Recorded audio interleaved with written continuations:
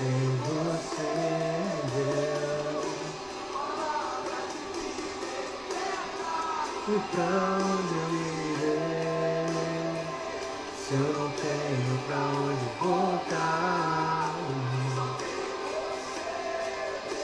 Glória a Deus, aleluia.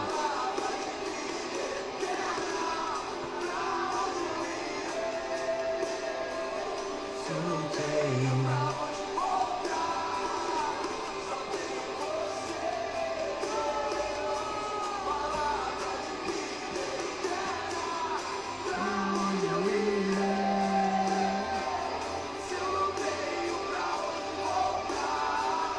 E meu povo, boa noite, vai chegando.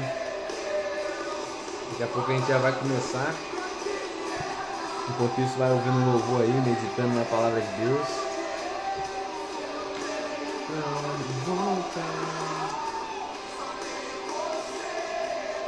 Hoje a gente vai ver um assunto muito importante, né? Como todos os outros que a gente vem vendo aqui para a tua construção bíblica.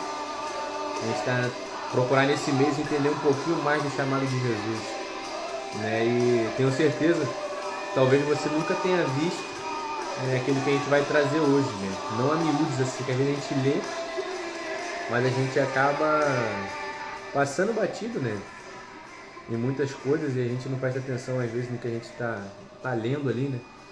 Na correria do dia a dia, né? Na pressa, a gente lê a Bíblia com tempo para sair dali. O ideal é a gente ler, né? E meditar, né? Mastigar aquilo que a gente está lendo, entender, procurar um pouco mais entender para quem está sendo escrito, né? Qual que era a cultura daquele momento, daquele instante, para que a gente não venha, né, ter interpretações erradas, né, da Bíblia, né? Quero dizer para você que todos os dias, né, a gente tem aprendido mais para a honra e glória de Deus. Algumas coisas a gente tem que desconstruir, né? E algumas coisas a gente constrói no lugar, né? A nossa vida é assim, né? As coisas são voláteis, elas são passageiras e a gente precisa ter essa adaptação, né? Então, seja mente aberta, seja cabeça aberta, né? Talvez se você ouviu algo diferente, procure analisar, ver se realmente isso tem fundamento ou não tem, mas vai na raiz, vai na Bíblia, vai na palavra de Deus, né? Não fique esperando eu vim aqui trazer para você ou algum outro pastor, algum outro irmão. A gente espera muito pelos outros, né? O brasileiro tem essa cultura, né? Eu digo por mim também, não estou julgando. Estou dizendo que a gente tem essa cultura de querer as coisas mais práticas, querer as coisas mais rápidas. Então, às vezes, a gente acredita no que falam pra gente e não procura saber se aquilo é uma verdade, né? Se é uma plena verdade ou se é uma meia verdade. Então, hoje, no mundo que a gente vive, tudo precisa ser avaliado, tudo precisa ser analisado, né? E eu te convido, né? Você ir na palavra de Deus ver. Eu quero ser o mais fidedigno na palavra de Deus o que possível. Tá bom, meu irmão? Então vamos iniciar? 7:3, né? Compartilha essa live aí. Você que tá, eu também vou compartilhar aqui, né? Vou mandar aqui para alguns amigos no WhatsApp, o pessoal ir entrando, né? Fazendo um convite. Eu quero manter esse compromisso com você.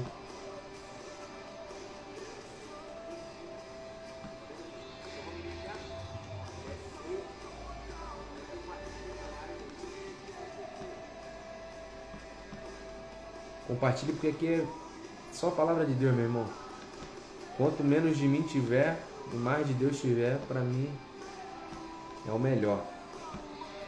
Que assim seja. Tá? Estou compartilhando aqui também. Tu que puder, compartilhe com aquele que sabe que gosta da palavra de Deus, sabe que precisa, né? Compartilhe para que a gente venha crescer junto em entendimento da palavra, né? Eu sei que Deus tem levantado um povo, né, sincero, com o coração sincero diante dele, né? E sei que ele vai quebrar toda a doutrina humana, sei que ele vai quebrar tudo aquilo que, né, não provém da vontade dele. Só compartilhar mais aqui para algumas pessoas e a gente já inicia, para a honra e glória de Deus.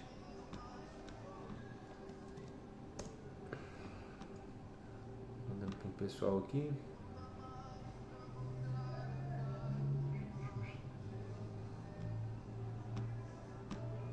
Aqui foi. Então, pessoal, vamos lá iniciar nossa live. O texto que eu trouxe para você se encontra lá em Lucas, no capítulo 2, versículo 40. Eu vou ler para vocês, tá? Vou botar um fundo aqui, eu vou ler para vocês, porque esse vai ser o nosso texto base. E é em volta dele que a gente vai estar falando hoje, tá? Então, preste atenção, fica ligadinho aí, né? Para a gente não perder nada. Então, vamos lá. Lucas capítulo 2, você pode acompanhar se tu não tiver, senão preste atenção na minha leitura. Diz assim, Lucas capítulo 2, versículo 40. E o menino crescia e se fortalecia em espírito, cheio de sabedoria, e a graça de Deus estava sobre ele. 41. Ora, todos os anos iam seus pais a Jerusalém, à festa da Páscoa. Olha que interessante isso aqui. E tendo ele já 12 anos, subiram a Jerusalém, segundo o costume do dia da festa. Jesus tinha com 12 anos aqui, presta atenção. E regressando eles, terminados aqueles dias, ficou o menino Jesus em Jerusalém, e não o souberam os seus pais. Jesus ficou em Jerusalém, na festa da Páscoa, na volta. E os pais dele não souberam. Pensando, porém, eles que viria de companhia pelo caminho, andaram o caminho de um dia e procuravam-no entre os parentes e conhecidos. E como não o encontrasse, voltaram a Jerusalém em busca dele. Ou seja, Jesus estava perdido, né? Maria e o pai dele ficaram loucos atrás. 46. E aconteceu que, passado 3 dias, o acharam no templo. Olha que interessante isso aqui. Assentado no meio dos doutores, ouvindo-os e interrogando-os. Olha só que interessante isso aqui. E todos os que ouviam admiravam a sua inteligência e respostas. Um menino de 12 anos de idade, presta atenção para te ver. E quando viram, maravilharam-se. E disse-lhe sua mãe: Filho, por que fizeste assim para conosco? Eis que teu pai e eu, ansiosos, te procurávamos. 49. E ele lhes disse: Por que é que me procuráveis? Não sabeis que me convém tratar dos negócios de meu pai? Olha só que interessante. E eles não compreenderam as palavras que lhes dizia. E desceu com eles e foi para Nazaré. E era-lhe sujeito, e sua mãe guardava no seu coração todas essas coisas. E crescia Jesus em sabedoria e em estatura, e em graça para com Deus e os homens. Cara, eu não sei se você prestou atenção em tudo que foi lido aqui, mas olha que interessante isso aqui. Eu li Lucas, desde pequeno, desde novo, e eu passei batido por isso aqui. Eu fui ter a revelação dessa palavra há poucos meses atrás, onde eu falei, cara, Jesus desde pequeno, ele tinha noção da missão dele, né? Porque quando Maria chega para ele e falou: onde você estava? Estávamos te procurando, Jesus, há dias, né? E ele fala: por que estavam me procurando? Não vês que eu tenho que cuidar das coisas de meu pai? Mas quem que era o pai? José? Não. Jesus estava falando de Deus, Deus Pai. Ele já tinha dentro de si a convicção da missão dele. Uma criança de 12 anos, um pré-adolescente. O pessoal mais novo não ficar com raiva de mim. Então, um adolescente de 12 anos de idade com uma cabeça e uma mentalidade assim diferente. Então eles foram comemorar a festa da Páscoa. Não é a Páscoa que a gente comemora, tá? Nos dias de hoje, só para você ter noção. Isso era uma festa instituída lá por Moisés, tá? Quando ele estabelece as leis e tal. Então Deus estabelece que teriam que comemorar a Páscoa. Essa festa era anual, tá? E esporadicamente eles tinham esses encontros, tá? O povo lá, era da cultura do povo deles. Então eles foram comemorar a festa da Páscoa, onde eles se encontraram, reuniam-se, né? Cultuavam, né, a Deus para adorar. Então eles subiram nessa festa e lá Jesus se perdeu, né? E como não é igual hoje, que a gente pode se locomover, né? Que se eu pego um avião aqui em 2 horas eu estou no Rio de Janeiro, né? 2, 3 horas. Naquela época não tinha esses meios de locomoção. Então ou era a pé, né? Ou era através de camelos, jumentos, cavalos, né? Então levava-se muito tempo para tu ir de uma cidade para outra. Era 3 dias de viagem, 1 semana de viagem. Então assim, era cansativo. E a Bíblia fala aqui, como a gente leu, depois você lê com mais atenção ali, né, na tua Bíblia, no Lucas ali, lê o capítulo inteiro para você entender. Você vai perceber que eles levaram um dia para perceber a falta de Jesus.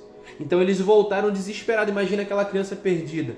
Às vezes nosso filho, eu não tenho filho, mas o teu filho, se você tiver, às vezes se perde numa loja de roupa, né? A criança tem muito disso de entrar para dentro do varal para se esconder de roupa. né? E o pai fica desesperado. Agora tu imagina naquela época, que a gente não tem a tecnologia que a gente tem hoje, para procurar a criança. Jesus se perdeu com 12 anos e os pais dele estavam desesperados atrás dele. E quando encontram ele, onde que ele estava? Ele estava na sinagoga falando com os doutores da lei daquela época. E Jesus estava interrogando eles, aqui você pode ver, ó. E no 46 aconteceu que passado 3 dias o acharam no templo, assentado no meio dos doutores. Olha só, o menino de 12 anos assentado no meio de doutores, ouvindo e interrogando. Ou seja, Jesus estava se preparando, meu irmão, para o chamado dele. Ele tinha 12 anos, ele tinha ciência que ele precisava se preparar para o ministério, para o chamado dele. Jesus se iniciou o seu ministério aos 30. Ele tinha 12. Ou seja, se a gente for levar em consideração dos 12 aos 30, olha o tempo que ele se preparou. Foram 18 anos se preparando para um ministério, para cumprir um ministério. E às vezes a gente quer que Deus faça tudo em 6 meses, em 3 meses. Às vezes leva 2 anos de preparo e a gente acha que está demorando demais. A gente já começa a deixar a ansiedade tomar conta de nós. Jesus se preparou, vou se levar em consideração todo o tempo de vida, 30 anos para cumprir um ministério de 3 anos e meio. Olha que forte e tremendo isso aqui. Meu irmão, então, se você tem um chamado de Deus na tua vida, se tu é vocacionado para algo, se Deus te comissionou para uma missão, saiba que existe um tempo de preparo. Antes da promessa se cumprir, existe um tempo de preparo. Deus jamais vai entregar algo na tua mão que você não está pronto para receber. Para Jesus passar por aquilo que ele passou, era necessário ele amadurecer, ele se preparar em entendimento, em conhecimento, sendo que Jesus era mestre nas Escrituras, ele sabia tudo que estava escrito sobre ele. Nos livros de Isaías, no livro dos profetas, nos pergaminhos, ele sabia. Jesus era entendido, nele havia sabedoria. Às vezes a gente quer viver o magnífico de Deus, mas a gente não está pronto para as batalhas e para as lutas. Então esse tempo qual Deus está escondendo a gente, qual Ele está preparando a gente, é um tempo de cuidado dele na nossa vida para que a gente não venha sucumbir. Então, meu irmão, saiba que é necessário um tempo para você amadurecer. Para todas as coisas há um tempo determinado debaixo do céu. Então saiba que, como fala lá em Eclesiastes, há tempo de plantar, tempo de colher. Há um tempo necessário para você se preparar também. O que você tem feito em prol do seu ministério? Você tem lido mais a Bíblia? Você tem procurado andar com pessoas que somam no teu chamado, no teu ministério? Você tem procurado aprender com pessoas que estão mais tempo na caminhada, ou pessoas que às vezes estudaram mais, se prepararam mais? Não é vergonha nenhuma você colar com essas pessoas para modelar alguma coisa, para você aprender, trazer para a sua vida, para você crescer. E assim deve ser no reino, meu irmão. Você não deve ser autossuficiente. Não pense em andar sozinho, caminhar sozinho, se achar o bom. Não. Nós dependemos um dos outros para que a gente possa crescer e seguir nossa caminhada, a nossa trajetória. Então é aprendendo, é desconstruindo algumas crenças limitantes, é construindo outras crenças possibilitantes. Então a gente está nessa vibe, nessa direção. E é isso que Deus quer para você. Então quando eu botei o tema dessa live, o preparo de Jesus, é porque Jesus estava se preparando. Jesus estava escondido durante 30 anos. Então depois disso aqui você vai ver ele cumprindo os ministérios dele lá na frente. Mas a Bíblia não relata o dia a dia dele como que foi. Se Jesus tinha ansiedade, se não tinha. Se ele se angustiava em alguns momentos ou não. A gente não sabe a adolescência dele. Então alguns fatos, alguns pontos o Lucas relata pra gente aqui. Então perceba que no capítulo 1 ele é comissionado. Maria recebe no seu ventre. Isabel recebe uma visita. Então essas mulheres carregavam dentro de si um projeto de Deus. E um projeto muito grande. E não nasceu qualquer um. Jesus não era uma criança comum. Jesus tinha certeza e a convicção do seu chamado. Ele tinha certeza e a convicção de quem ele era. Então, meu irmão, você precisa ter essa certeza de quem você é. Qual que é o seu propósito. Mais para frente eu vou estar dizendo como você descobre o seu propósito, como você descobre o seu chamado. Porque isso aí é um tema para outra live, eu quero deixar para você, porque tem pessoas que não sabem para que nasceram.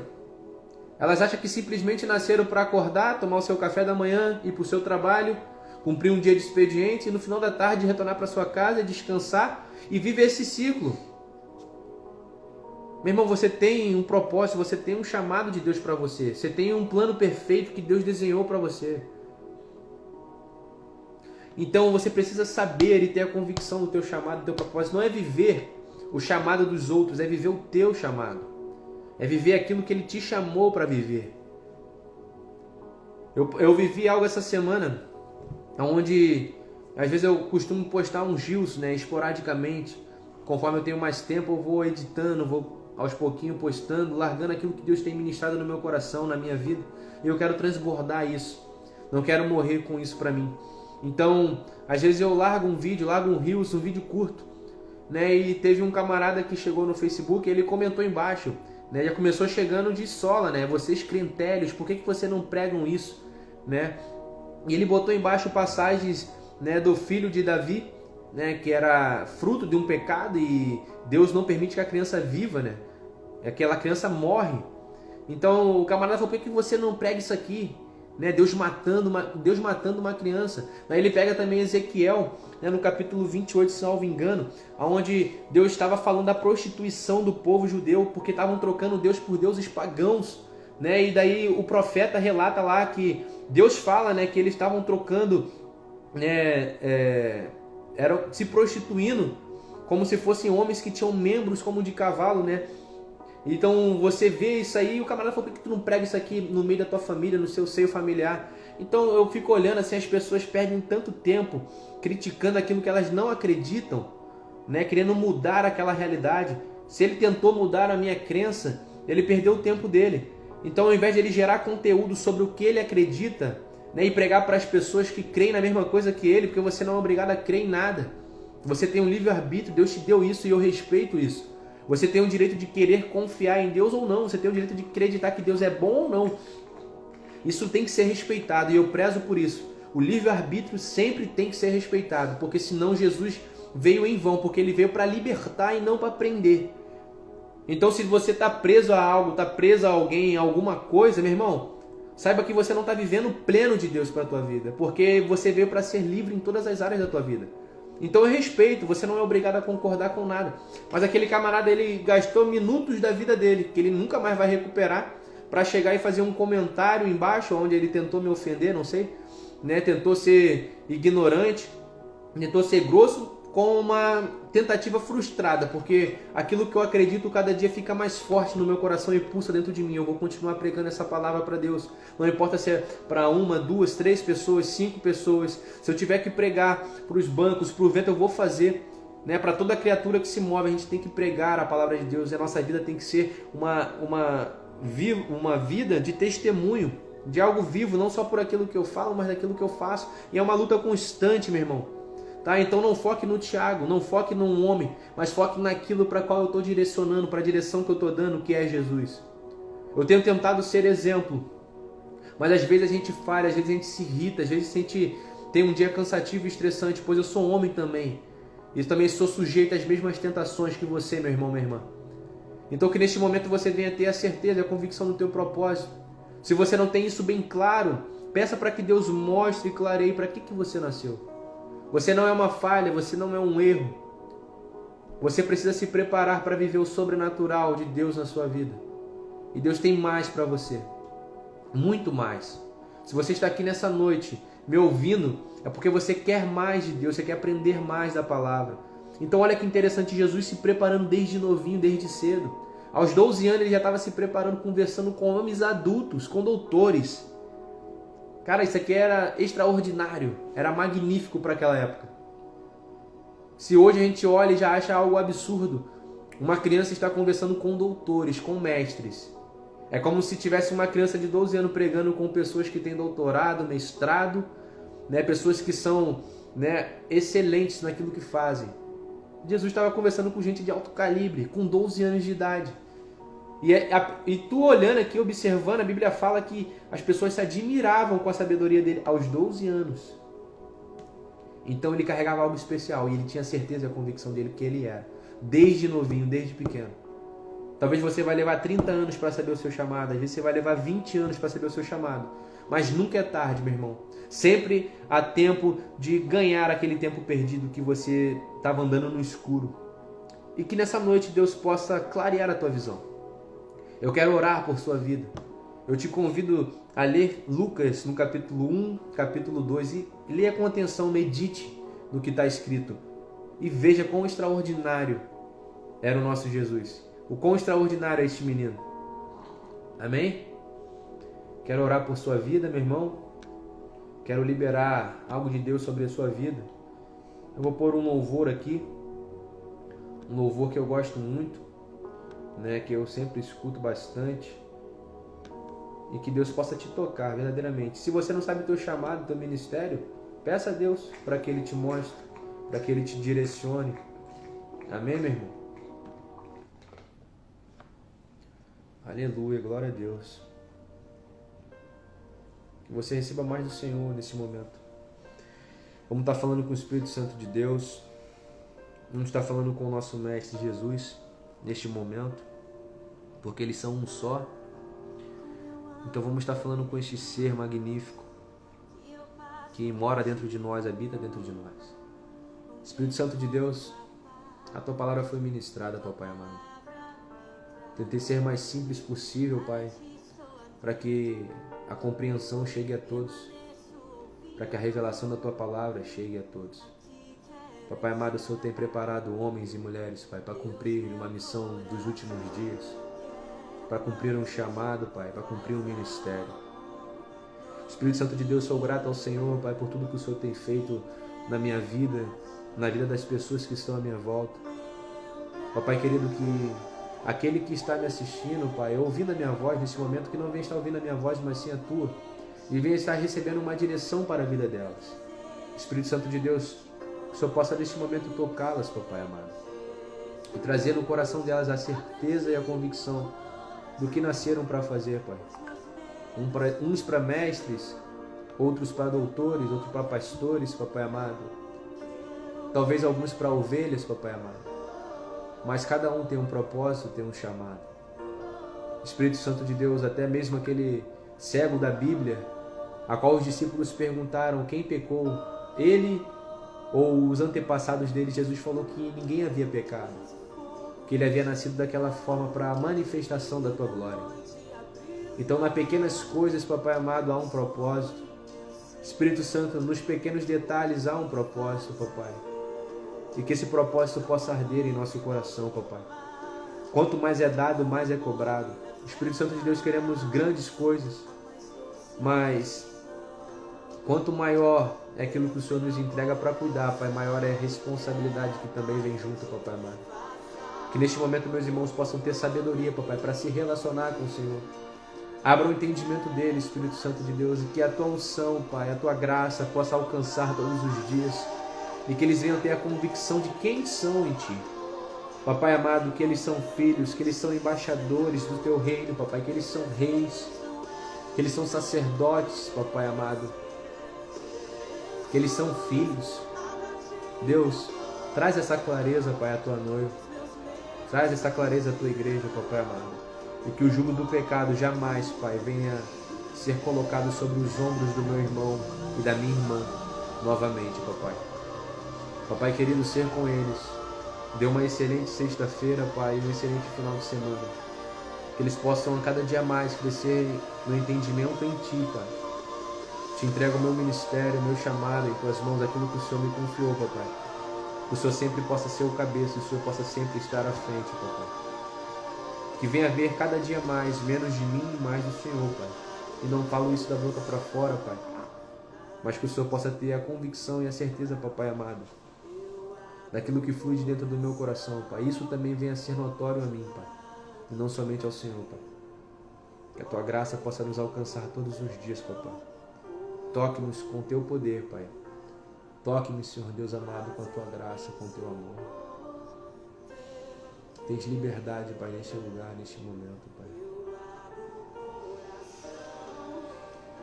Começa a trabalhar, Espírito Santo de Deus. Começa a trabalhar em nossos corações. Vai lavando a nossa alma. Santo, Santo, Santo é o Senhor. Espírito Santo de Deus. Aleluia, Pai. Como eu te amo, Pai. Como eu te amo, Jesus.